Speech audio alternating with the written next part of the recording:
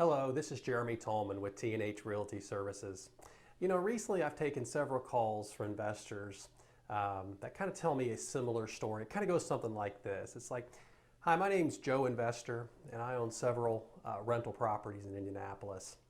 And I'm just really frustrated with my current property manager. I'm kind of exploring my options. So I'm just calling to see how you guys do things there. So, generally when I get that question, I follow up with a similar question each time, which goes something like this. So I ask them, so specifically, why aren't you happy with your current management company?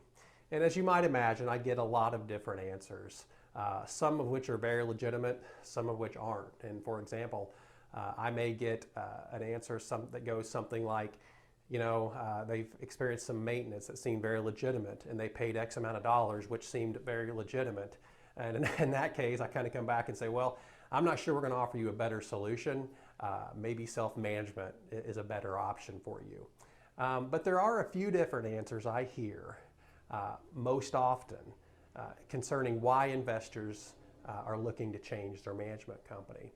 And I feel for various reasons, there are a few of them that are definitely reasons why you should fire your property manager. The first one is lack of communication. Without question, communication, the lack of it, is the number one complaint I hear from investors about their property management company.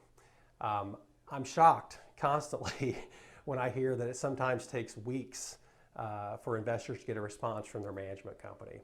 And honestly, with management companies don't respond to investors, my guess is they're not responding to tenants.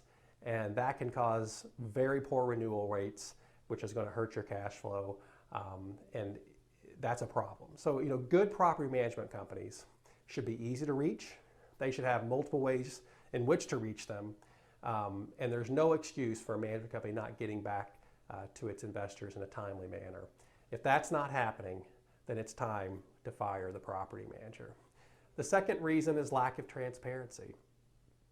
At the outset, you should know every fee that your property management company is going to tell you. Now that might come in the form of a discussion with that property manager initially, but most certainly it should be outlined, all your fees should be outlined very clearly inside your property management agreement.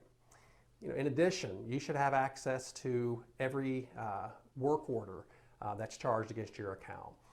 So if you have a repair that happens, you should be able to look at that work order to understand why the repair was needed, and possibly even an invoice associated with that.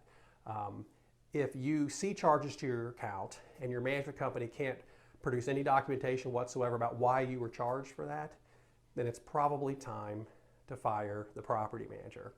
The third is lack of quality tenants. Now, evictions happen. It's just a reality of being a landlord and running a property management company. Oftentimes, very highly qualified tenants are placed into a home, and then life happens. They lose their job, they get sick, they go through a divorce, whatever. And so that's going to happen occasionally to any landlord that does this for any length of time. But however, if your property manager continually delivers you bad tenant after bad tenant, then they're probably not doing the proper screening. And if that happens, then it's probably time to fire the property manager. And the fourth reason is lack of accountability. No property manager is perfect. All of us make mistakes, but when a property manager makes a mistake, they need to stand up for it, own it, apologize for it, and then make it right. For example, let's say your property manager bills you for a toilet repair. And then 2 weeks later, you get another bill for the exact same repair to the exact same toilet. Obviously, the initial repair wasn't a good one. So your property manager should be accountable for that error and credit you for the second repair.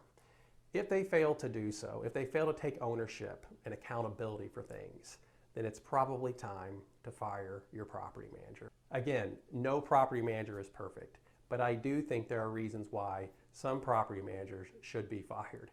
If you have any questions at all about property management in general, please don't hesitate to contact us, and thanks for watching.